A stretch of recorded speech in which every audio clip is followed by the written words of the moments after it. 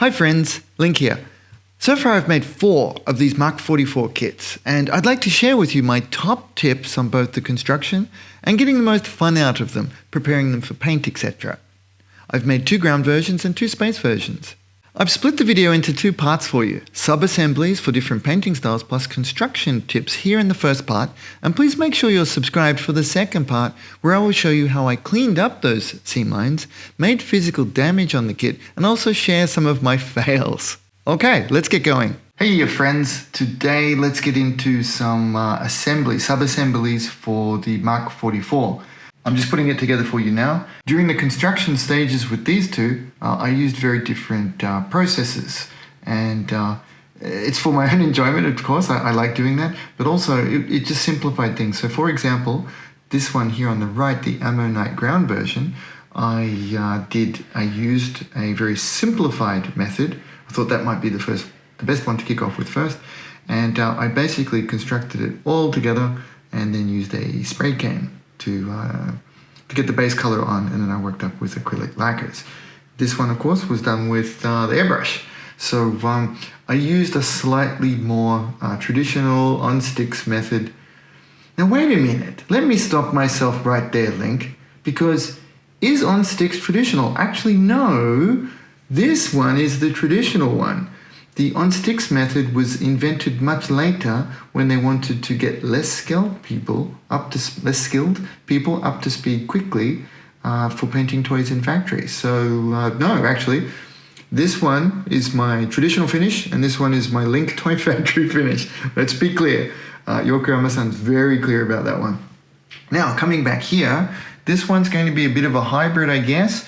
But I'm going to mostly go with a can and now water-based acrylics to paint this one, to also just make it accessible to people who don't have the funds to invest into the airbrush, etc., or just want to simplify things. I understand a bunch of us are going into the middle of winter, middle of summer, so we might need something that we can work in an artificial environment with. We may not be able to open the windows. Okay, here's my setup now, the AXEKNIGHT. Now, this is how I would set it up for airbrushing. If I was going to do everything with an airbrush, these are the sub-assemblies I would go with. Now, I'm considering not putting the slippers on this time, but I made them just in case. I mean, they're very quick and easy to build. Next, I would airbrush all of these. I'll use my the gripper onto the leg part there, and I would airbrush all of these in one go. If you really wanted to be careful, you could do it with this. Come on, squeeze off. Because they come off quite easily, and no, they don't come off easily, they stick on very easily. That's the important one, Link, get it right. Because yeah, you can see that they go curvy up. They're very easy to put into place. It's a wonderful, yeah, see? I was correct, but opposite. Next, sub-assembly, I would consider the internals plus rear section. All of this time, because this is the third one, I did one with no interior, then one with a full interior. I realized that this one can all be put together. I'm confident I can reach all of the places required to hand paint this, so I think we'll be good. However, because I want this to be another contrast one, I am going to paint it separately. If we hark back to this one, white part internal there is a lovely contrasting color, so I'll be doing that kind of thing again. So just to make it simple, I'll keep that separate, along with the chair. Now, the reason I'm going with the chair separate is, of course, to paint it separately, but it's just such an easy in and out. Have a quick look. It really does just click. Did you see that? It really does just click into place. It mostly is held in by friction. So separating it 4 paint steps, nice and simple. This assembly this time, I have kept this one simplified by gluing everything that's required onto it. And I textured it, as you can see in a previous video. All of the internals, everything's going to be placed in. I spend a lot of time painting them separately on the White Knight, yet they're very difficult to see. I mean, have a look. Even looking over its shoulder in, you can't see anything. So, I mean, those photos are wonderful for the work in progress, but now that I've got one internal painted very nicely, this one will be slightly abbreviated just to save speed and time. Moving along, this one is separate because I'll also be painting a different color. It does not need to be glued in. Now, these are the sections that I've previously textured for you using various kinds, the glue plus putty, and then just the Mr. Surfacer. So these ones will require that as well. I just had not made them yet. Now this one is a sub-assembly for a couple of reasons. Number one, it's quite complex. So just as a quick side note here on the positioning of parts when the instructions are not clear. That's for example here and say this side armor here. So what I've done is they do slide into position. I assume after all of my work profiling Yokoyama Sensei that he slides them until they feel right. But it's also, if you have a look, this one, it's about halfway into this feature here, off to the side. So there's quite design foo happening there. If you have a look at these ones too, they're lining up with the outside of the visor here, much as this one does as well. So Yokoyama-san has used quite strong design cues. So long as your things line up and make sense, there is some mathematics to it, like say the 50% coverage, etc., and slide them into place until they won't click. You won't get a Bandai click, but you'll get it such that they will sit flush with the surface. Then you know you're right. And last of all, this does give you an opportunity to kind of get your eye in. See how it kind of sits nicely underneath this, underneath the steam curtain discharges, but also see how this points, the outie here points to the innie here. Sorry, that's my kiddie language version of it. But Design 101, see how they kind of match and mirror each other. That's also a very cool thing. So therefore, they'll kind of sit nicely. See how they point through on the widest extremity there and then further widen it. So Sensei's design work here on this, very, very clever. That's why so many of our concept artists and designer friends love Maschinen Krieger. Lastly, we've got these ones. They'll be given the same texture treatment as these, and as will the arms. And I'm going to move on next and show you what I'm doing for fixing the seams. The seams are probably most visible here on these arms and through the center of these legs. So next, I've planned this out, as messy as it looks. This is planned to try to show you a very abbreviated version of the things I think are important with the build. Let's try to help you out. So gluing the stuff together, right now, this is the most useful one on my bench. What is it? Mr. Cement SP Black. It looks like it's got a compound in it. I think it might be rubber, but you know, who knows how they make this magical stuff work. It's like an upgrade to the squeeze. What I'm finding is with this stuff, it produces slightly more of a protrusion. I'm trying to find an example of it, but that's the one part I didn't really plan for. So let's show you on this. What I do is I leave that little gap there like that.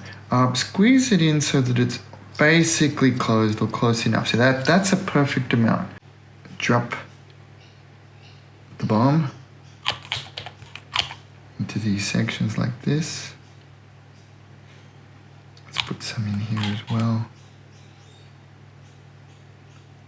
Now it's surprisingly thin. This glue is must be a miracle of chemical engineering. It's quite amazing how well that works. And I've been really liking doing this with these parts. For some reason, the Ammonite's parts seem to have been made to accept a clamp very well. So I'll put that on top here, and kerboom. Has it closed the other side? Yeah, maybe a little. We'll come back to that. So that's basically what I'm doing for all of this, and then I set it aside, and by the time I come back, the magic has been done.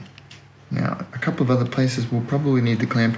Always, I move it around and judge it, because some places it will put it off. It will buckle the plastic due to the strength of it. I do have a couple of weaker ones, but, you know, I'm not super impressed with them. So like this side. There we go. Yeah, that's working really well.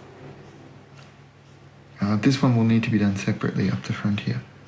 So that's that. I can't fast forward this for you, but we can come back to it afterwards. Wouldn't it be lovely if that was dried and set there as is? But that's that one. Then, once that's done, it will produce a nice line down the back, which I wanted to show you with this. And then the simple way to clean that up is The ammonite can be a relatively rough kit, especially if we're adding texture over the top. So using something like these wonderful Tamiya plastic files, they're especially made so that they produce a pretty smooth finish. What you do is you keep them moving in one direction, and I think perpendicular to the seam line is the best one. What we really want to do is remove that SB glue and make sure there's no protruding plastic. Now, my real technique is about this sort of speed. Now, I like it because it's fast and it removes a lot of plastic. And no, I did not smooth it afterwards before moving along and doing one stage of texturing like this. Now, it's the same texturing. I'm going to show you again just now in a moment, but it's the same movement with the same brush that I showed you in the texture video for this. Now, this is one application, one level. Now I need to leave this because I'm going to take a photo of that. That's why I've only done it up to here. But let me demo on another part for you. Now I've got two here. The camera is close, so it's difficult for me to really get in and look at my own stuff. There we go. So this is the one layer. Now please note, I did cut my fingernails. They were bothering me. I hope they weren't bothering you. Now are we focused? Yes. You might be able to there it is. Just see it. The one application left the seam line slightly visible. There it is. You can just see that. So you can go to a lot of work, file it, sand it, do all of that, or put on another coat. 2 thick coats. Take that, Duncan. I'm sure Duncan would actually laugh at that if he saw it. But there we go. Come on, come on, focus. Work with me. There you go. It's gone. 2 applications. The texture might be a little heavier than I really wanted, but no, I think that will be fine and it'll read well. The most important thing there is that the seam lines are gone, including, you know, that little divot that remains at the end of the seam line? That is gone as well. Let's give our Mr. Surfacer a bit of a spin up. I just always want to make sure that I'm using it you know, as designed.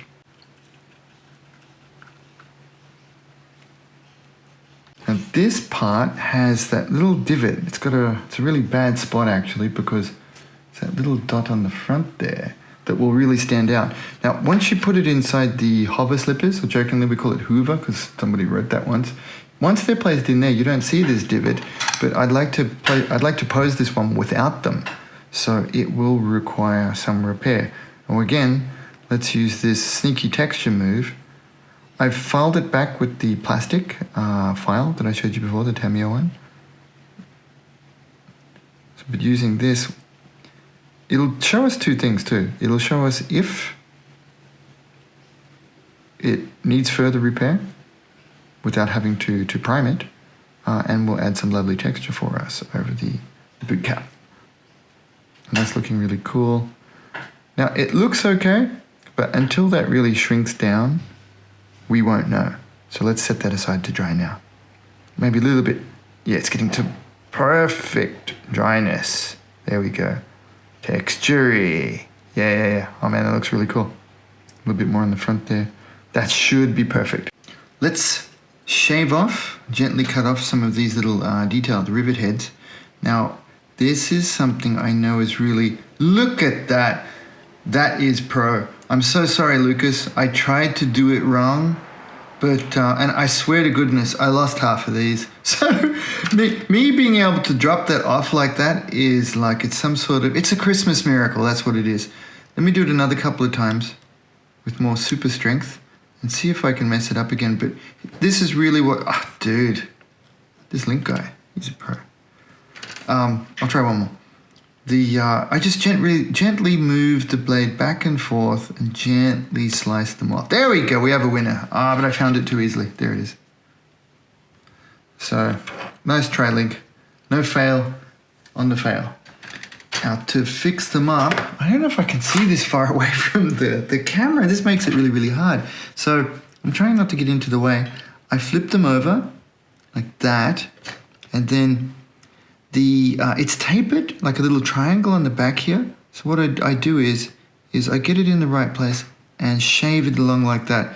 it doesn't need to be perfect, because if this is nice and thin, your thin cement will then, yes, that's good. Good enough that it flinged off into obscurity. Boom, there it is. So I'll do that one more time, see if I can get another look at it for you, but I think I nailed it in one.